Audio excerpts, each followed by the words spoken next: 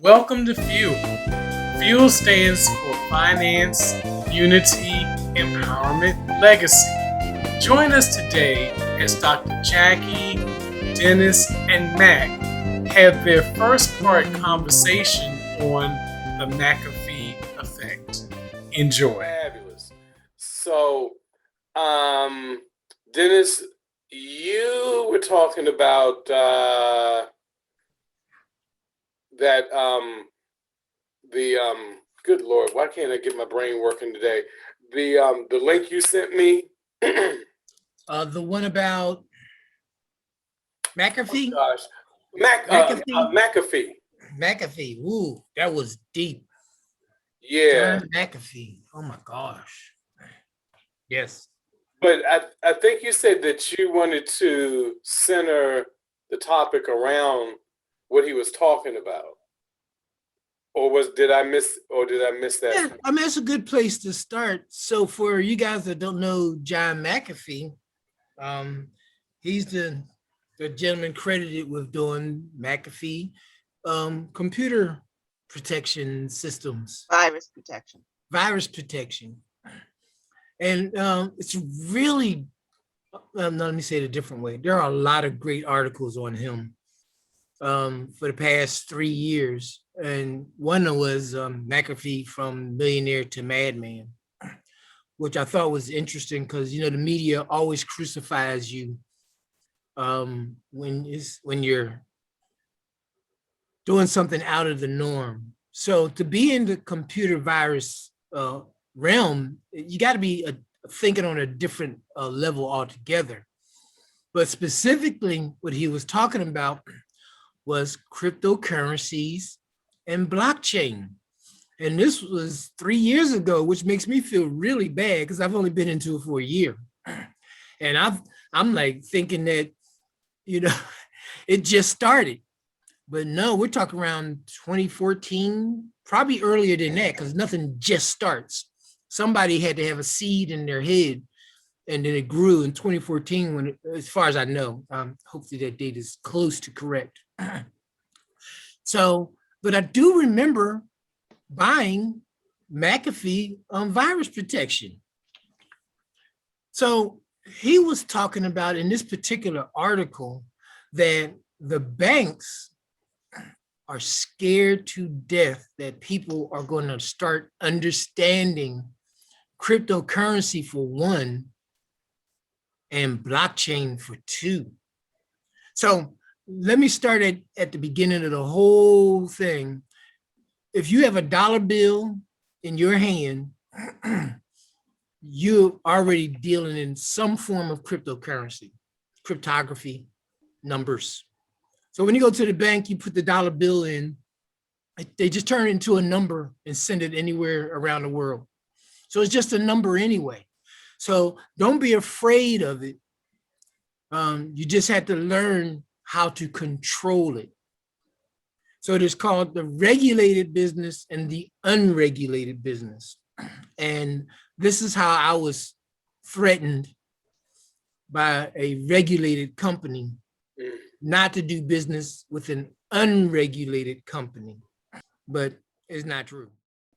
When I joined the regulated company, which is, your insurance companies, your banks, anything financial in that realm, I lost money in every single one. Stock market, mutual funds, CDs, banking, real estate. I lost money in all of them. And that's regulated. So regulated typically means what? Who are they protecting? I look for protection. I'm not, I don't really care for regulated. That just means the government says you can get this much interest and you got to pay this much tax on this much income or gains or earned income or unearned income. So that's regulated. So when they threatened me, when I was threatened, it was because I started looking into what is considered unregulated, which is cryptocurrencies. So unregulated means that a government, a banking system does not have any power or control over the distribution of money. So let me tell you the way John McAfee explained it to me, not personally, but through this video. So right now, anything you want to do financial, you got to go through a bank and the government. They tell you what your interest rate's going to be. They tell you what's going to happen if you don't pay your bills.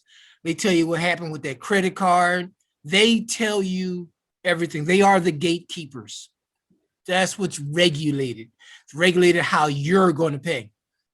And then it's regulated how the bank's going to make money, which is a term, fractional lending comes into effect. That's where a bank can turn $1 into $10 overnight. So in the unregulated realm, I'm trying to speed this up, sorry. In the unregulated realm, the individuals are in control. So cryptocurrency, if I wanted to send cryptocurrency to Dr. Jackie, there would be 12 people who could confirm or deny that transaction. People, not institutions or banks or governments. And once the transaction has been cleared that I actually own $10 worth of cryptocurrency, then Dr. Jackie will get $10 of cryptocurrency without having to go to an ATM, without having to go to the bank, without anything. So it's a peer-to-peer system versus a peer-to-institution to peer system, which means peer to institution has a cost, institution to peer has a cost. Yes, peer-to-peer has a cost. But you've heard the term cutting out the middleman. Well, this is cutting out the middleman, or DeFi. And all that is about taking the control away from the banking system. So who told you that you had to use a bank? And I asked that question long before I started doing this, because in the regulated realm in life insurance, that's what they used to ask me all the time. Don't you want to become your own banker? And that's in a regulated system. And you can become somewhat financially free. You can become financially free, yes, if you plan it out correctly. But in the unregulated unregulated area, and you cut down on the fees and you keep those fees in your pocket, you can become financially free sooner. Do problems happen? Yes, yes. But they're becoming less and less, because crypto is kind of like stock, but blockchain is way more secure. And that is allowing even banks, they use blockchain now. A lot of financial institutions use blockchain because they say it's unhackable, even with a quantum computer. So that means your money might be safer in a blockchain controlled institution than in a regulated institution. And what do we want? Safety. What do we want? Risk management. So that's a basic. So I'll let the thoughts and questions lead us to deeper understanding. Wow. Well, maybe. Yeah, maybe. That was a lot to ingest. So the takeaway that I get from this, from John Q. Public, would be, we really need to start thinking about alternative ways in which we think about where we put our money. And realizing that the old standard, hey, I'm going to put it in the bank in a savings account, may not really be the answer if we're talking about the things that represent what we're doing here, which is, as Dr. Jackie so eloquently states, there's a legacy part in our name, and that legacy is going to change because the whole system is changing. I think people are starting to wake up and to see that there are other alternatives out there in the marketplace, And, what we're doing here is part of that push to make people aware that they need to investigate these options. All three of us are intimately aware of what having dealings with blockchain is all about. And we've staked our own money in the blockchain. So, We also did straight Bitcoin before. Yeah. That was a learning experience. Definitely. So let me, before you finish, I'm sorry, let me see if I can make it something really simple, a little bit simpler. Okay. Before credit cards and pay on time, there was the barter system. That's where you did a little bit of work for somebody else in exchange for fruit, vegetables, or whatever, preservatives. So this is almost like the barter system. So instead of an exact exchange of money and somebody charges you interest, you can pretty much get close to what you should get. You want 5 apples, you'll get 5 apples, basically. I don't know if that confused it or made it better. So, I saw a little bit of the McAfee, and he was saying that, talking about blockchain, but he was saying that a lot of people are running the cryptocurrency, but they're trading it. And that wasn't necessarily what he was advocating for cryptocurrency. Could you elaborate on that? Any? Sure. Because there's thousands of cryptocurrencies, and the reason why I brought up bartering, because it was just a quicker change of barter.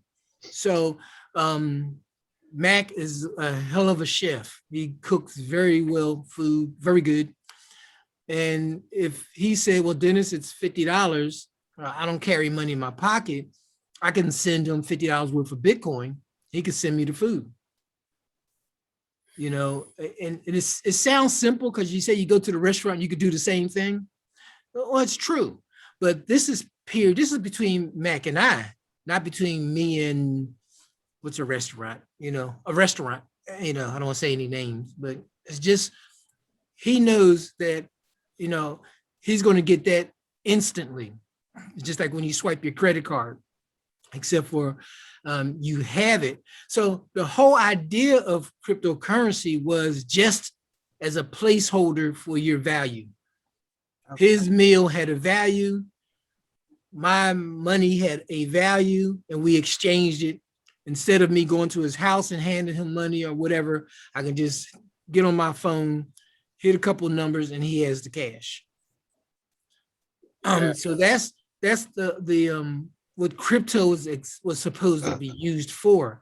So we actually did a little crypto trading, and we sat down one day and we looked at the whole universe, and we realized that something was wrong with the universe, because it's not for trading, like Dr. Jackie said. It should be just for transfer of funds.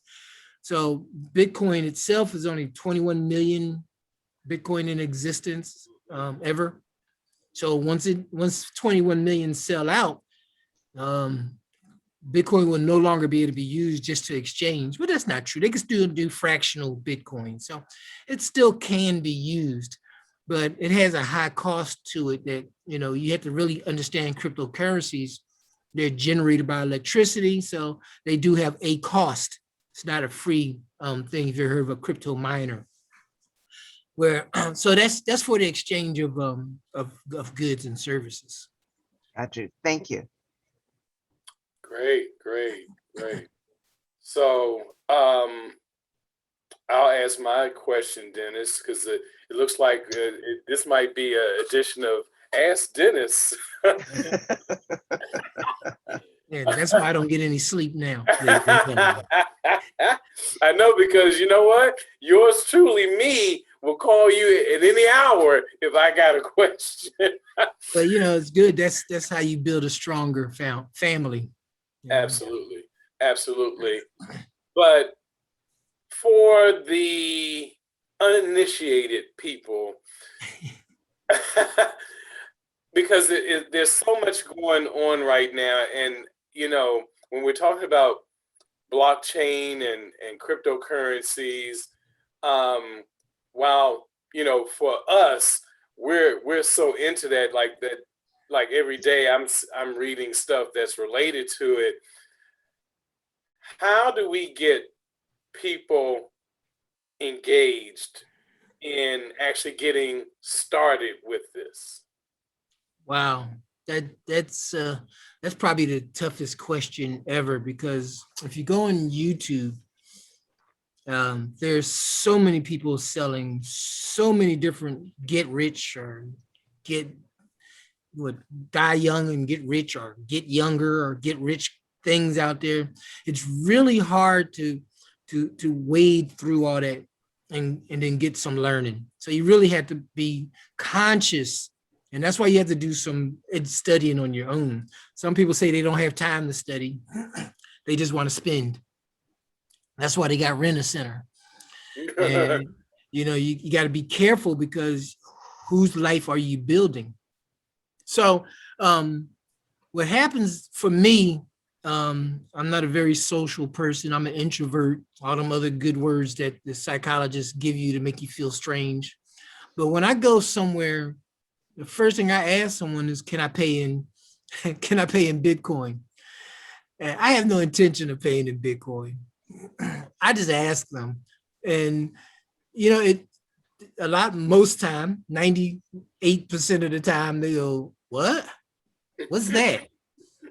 And in my world, everybody knows about Bitcoin, but in the real world, nobody knows about Bitcoin. Right. So if you know anything about Bitcoin, and when you listen to this conversation, you are of the minority. Yeah. So what happens is there's phases, and a friend of mine named Kelvin, he used to tell me about the phases, but it's written down in books. First, they look at you like you're crazy. Then they tell you it's impossible. Then they say, let's try it. And then there's wide adoption. So right now we're into you're crazy, but I'm gonna look into it phase. So Matt, the only way that you can spread information is by that commercial that used to be on television. I told two friends, and they told two friends, and so on, and so on, and so on. Because most of us are looking for a way to break out of the doldrums of our financial lives. You work, but you make just enough money to pay your bills and just enough money to get back to work the next day. And if you're one of the lucky few, you spend less than you make. And I say lucky few because there's a commercial that says, what's in your wallet?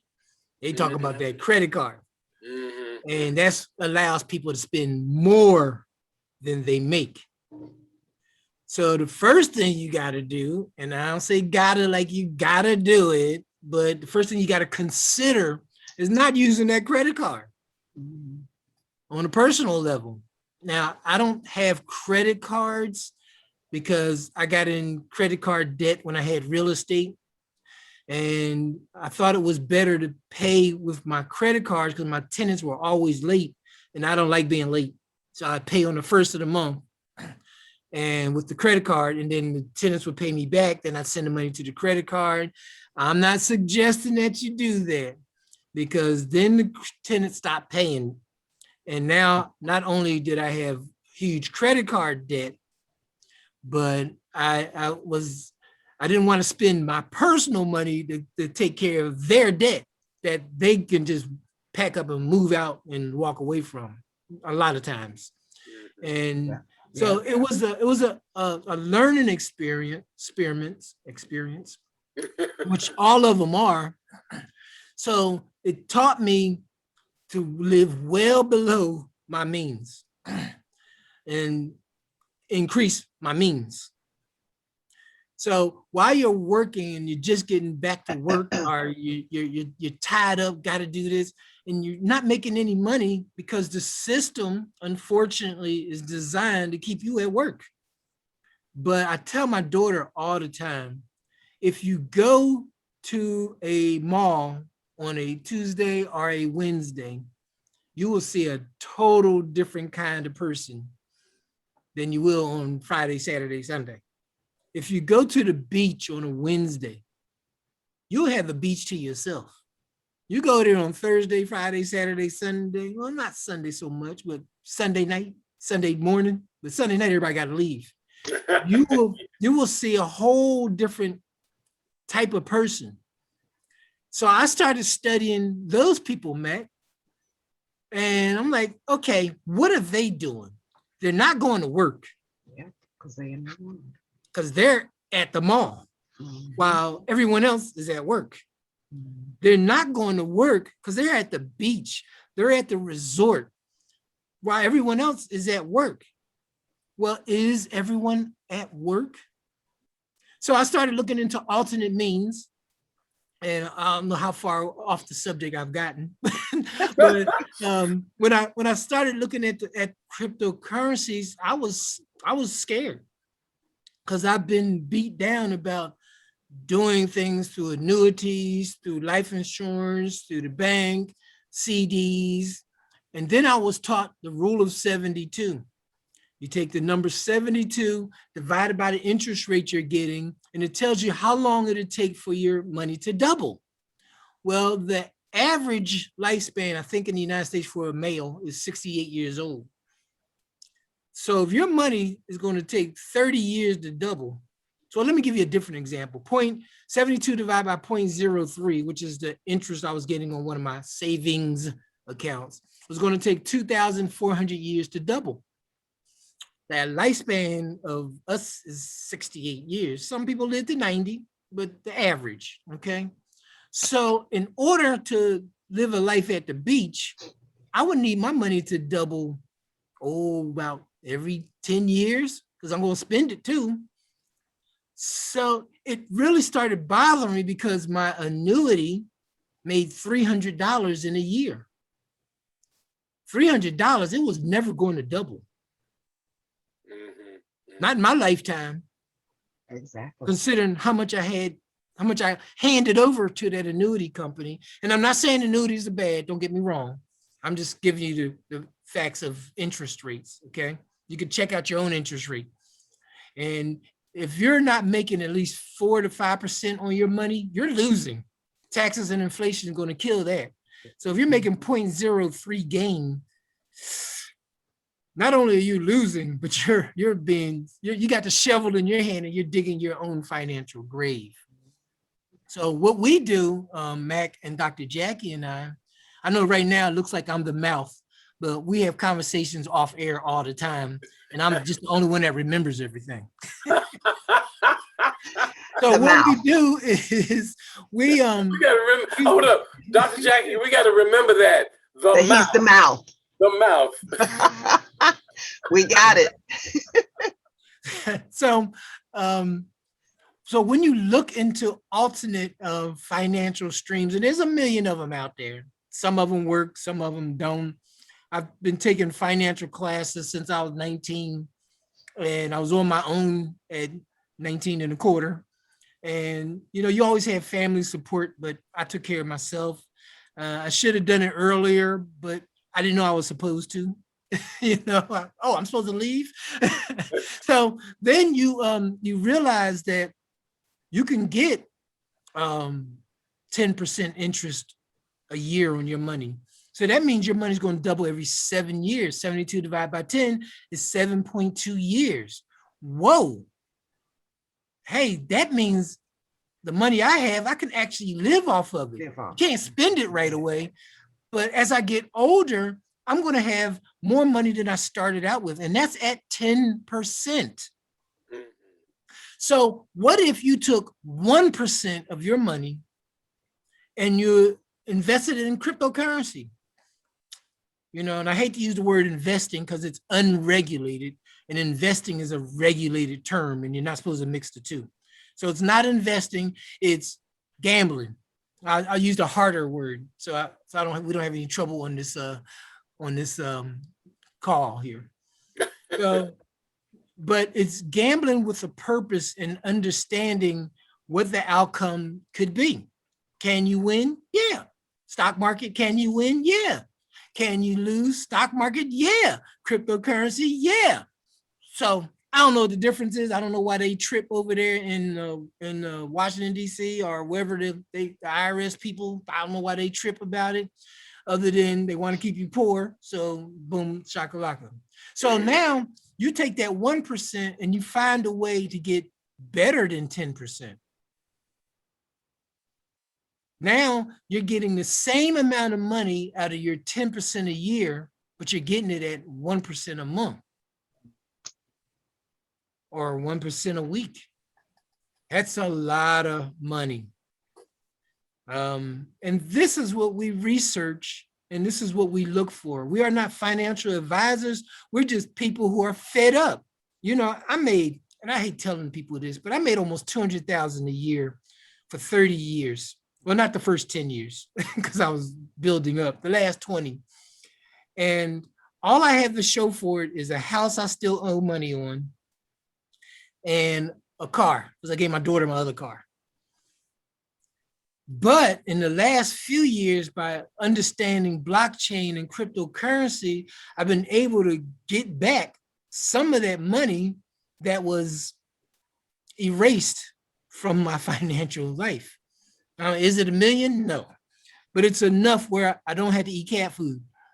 It is enough where I can share the trials and tribulations that we have all befallen.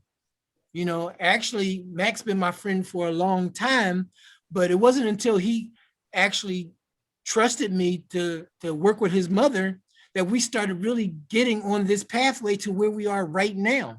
It's financial freedom doesn't require a whole lot. His mother was financially free, and I had never seen someone who made so little become so financially free. Thank you for joining us for the first part of our discussion on the McAfee effect. Remember to subscribe to our YouTube channel at Fueling Future Generations, and also reach out to us on our email address at fuelingfuturegenerations2020@gmail.com. Have a great day.